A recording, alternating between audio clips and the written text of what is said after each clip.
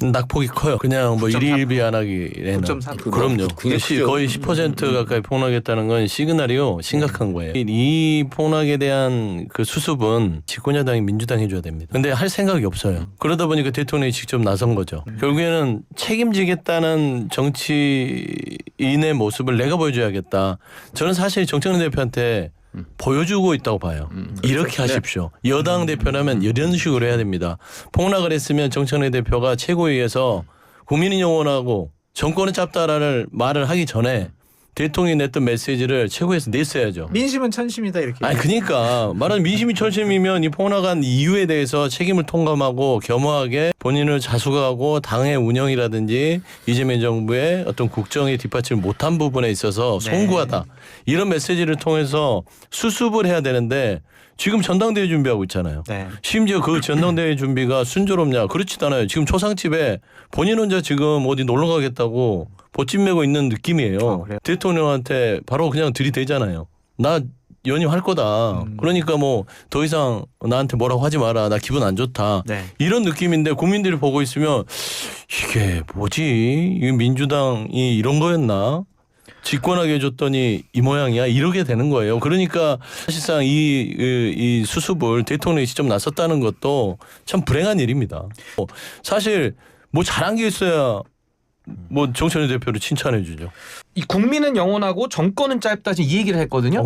이 말이 뭐죠? 임팩트 컸어요. 아니 이게요 독재 정권을 향해서 야당 대표가 하는 맞아요. 말이에요. 네. 그럼 이재명 정부가 지금 독재 정권이라는 인식하에 지금 야당 대표로서 정청래 대표가 이 말을 하고 있기 때문에 이거 사실 바꿔 읽어야 되거든요. 국민은 영원한 게 아니라 정권은 짧고 당권은 영원하다로 읽어야 돼요. 사실은 본인들이 영원히 지금 민주당을 장악해서 김어준 체제로 만들어가겠다 이 얘기인데 전 여기에 대해서 대통령께서 그러면 아무 얘기도 안 하고 모든 그러면은 그 마이너스 요인만 받아 안아야 되는 것이냐? 전 그렇게 보지 않고요. 충분히 대통령도 여러 가지 방법들을 통해서 저는 오히려 더 표시를 전 해야 된다는 생각이 듭니다. 이 거의 뭐 반기를 들었다. 이런 일이 있을 수 있나라고 할 정도로 지금 의아해하고 있고. 근데 예견됐던 일이라고도 하는 사람도 있어요.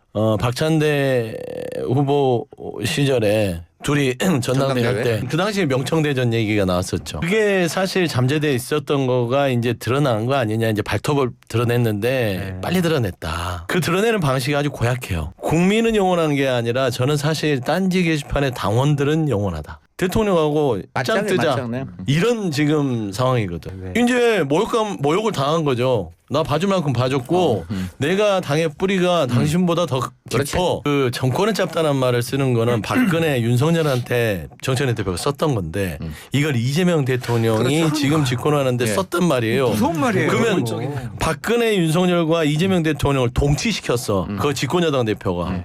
이제는 어떤 상황이 되냐면 전당대회가 이재명을 지키자라는 것과 이재명을 내리자 하는 세력의 싸움이 된 거예요. 집안에서 이게 사실상 이재명을 내려야겠다라는 지금 도전장을 내민 거예요. 이거 심각한 상황이에요. 내전이에요. 전 정청래 대표가 왜 이러느냐. 룰도 이번에 바꿨잖아요. 그러니까 본인들이 룰도 바꾸고 김어준 씨가 뒤에 있고 또 최욱 씨 뒤에 있고 하니까 자신감이 있는 거예요. 해볼 만하다는 자신감이 하나가 이번에 평택에서 조국 후보가 3등 됐잖아요. 그렇죠. 문조 털레유가 싹 다 탑승해가지고 밀었는데도 3등 했거든요. 그렇죠. 그러니까 이분들이 여기서 밀리면 자기들은 끝이다라는 그 조급함과 절박함도 전 동시에 있다고 봅니다. 당내에서 우호적인 세력이 없습니다. 믿는 게 뭐냐면 김어준 씨나 당원들이에요. 당원들. 딴지예요. 이 당원들에 대한 끊임없는 교육을 하는 것이 김어준 뉴스공장입니다. 그래서 거기만 나가는 거예요. 힘들 때마다. 이재명 대통령이 이코노미스트하고 이 외신 인터뷰를 한 것 중에 이런 말을 해요. 나도 희생양이 될 가능성이 꽤 높다. 왜냐하면 당내의 이전 투구 권력 투쟁 속에서 예전에 노무현 대통령을 우리가 지키지 못한 것처럼 나도 그러게 될 가능성이 높구나. 그래서는 안 되겠다라는 좀 그런 소회를 있는 것 같아요. 그래서 송영길 의원이 여기에 대해서 이제 소회 페이스북을 올렸는데 제가 봐서는 정청래 대표가 이렇게 노골적으로 이재명 대통령을 그것도 집안에서 끌어내리겠다고 나와버리면 송영길 의원이 솔직히 출사표를 던질 수밖에 없는 상황이다. 왜냐하면 이지은 전 대변인이 뭐 지금 이재명 대통령을 윤석열하고 똑같이 취급했잖아요. 그리고 따지고 보면 정청래 대표 메시지도 정권은 짧다. 이거 박근혜 윤석열한테나 쓰는 거 썼잖아요. 차라리 그렇게 취급당하면 대통령도 그냥 윤석열처럼 노골적으로 당무 개입해서 그냥 저는 대표직 내려놓게 하고 이랬으면 좋겠어요. 그러게 안 하니까 만만하게 보느냐라는 측면이 있어서 스스로 화를 자초하지 않았으면 좋겠는데 저는 이미 엎질러진 물이다. 그래서 저는 지금 김민석 정청래 이 두 분의 싸움처럼 보이지만 저는 송영길 의원도 참전할 거다. 100%입니다. 왜냐하면 송영길 의원이 이 정청래 대표의 거취를 놓고 본인이 연임을 안 한다고 그러면 송영길 의원도 안 나갈 거라고 했는데 그렇지. 그 정청래 대표가 나가면 본인이 나갈 수밖에 없다. 그렇죠. 이유는 그거예요. 이재명 대통령을 내가 지켜야 된다. 내가 그때도 지켰듯이 지금도 지키겠다 해서 아마 명확하게 이제 3명의 군에서 이제 전당대회가 거의 뭐 아마게돈이에요. 수준이 될 거예요. 네. 대통령께서 당무 개입을 하지도 않았는데 당무 개입을 한 것처럼 조작을 해서 뭐 설마 이런 얘기까지 하니까 이거는 또 왜곡까지 시켰다는 것도 심각한 문제고요. 마치 이지은 대변인의 그 말을 들어보면 이거는 야당에서 하는 이야기를 여당 대변인이 하고 있으니까 국민들이 깜짝 놀라신 거 아닌가. 그리고 더 심각한 문제는 대통령의 어떤 정치적 의사표현조차도 허용하지 않으면서 본인들이 이재명 대통령의 손발을 묶어놓는 거예요. 그러니까 이런 식으로 해서 본인들의 그 친청파들의 영향력을 확대시키려는 방법을 지금 쓰고 있는 거기 때문에 이건 매우 괘씸한 행동이고 정말 당원들과 국민들을 저버리는 행동 아니냐. 대통령이 여러 차례 국민들한테 이번 지방선거의 의미를 네.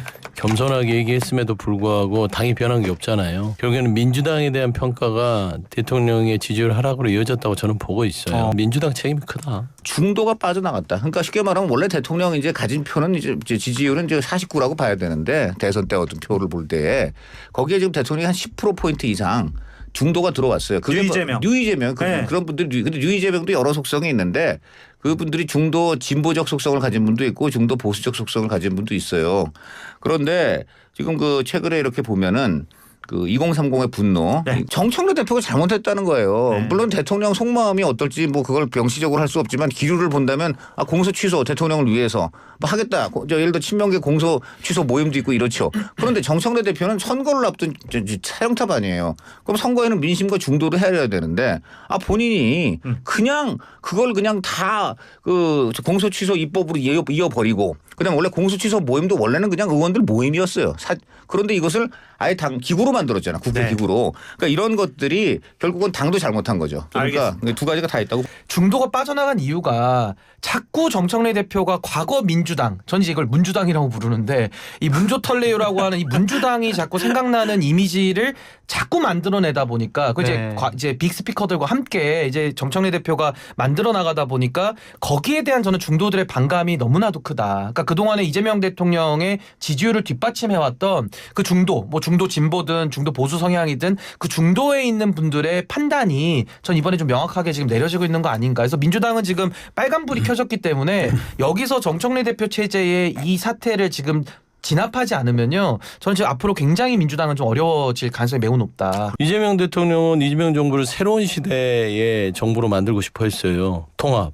그리고 좀 그릇을 크게 써서 가자라는 부분들로 끊임없이 정치위원을 넓히려고 노력했는데 말씀한 대로 정청래 지도부나 민주당은 과거의 민주당으로 당을 운영했고 이게 집권여당으로서 운영이 됐는지 그게 대통령 입에서 나왔잖아요. 야당처럼 하면 안 된다 집권여당은. 그러면 결국에는 지난 1년 그리고 이번 지방선거에서는 야당처럼 선거를 치렀다는 측면들이나 중도층이든 누가 보더라도 이거 뭐야 답답해 죽겠네. 이거 권력을 줬더니 서로 간에 합도 못 맞춰? 저는 이런 게 반영된 어떤 지지율의 그 하락의 요인인 것이지. 더 많은 중도층들은 사실 이런 공소 취소에는 큰 관심이 없고 대부분들은 지금 이 정권이 어떤 미래상을 그리고 있느냐 여기에 많은 부분들이 관심이 있고 지금 국민들 너무 어려우시거든요. 그러니까 우리의 삶이 얼마만큼 나아지느냐 여기에 관심들이 많은데 지금 정부가 나아가고자 하는 실용주의와 국민 통합의 길에 대해서 좀 민주당이 발목을 잡고 있잖아요. 그러니까 정청래 대표가 늘상 이재명 정권이 가고자 하는 실용 의 노선과 늘 반대되는 방향들을 가면서 당의 이미지를 자꾸 과거로 회귀시켰기 때문에 전 거기에 대해서 중도층이 이제는 희망을 잃어버리는 거죠. 그러니까 이 부분을 빠르게 저는 조기에 좀 수습하기 위해서는 전 민주당의 대대적인 지금 변화가 필요한 시점이다.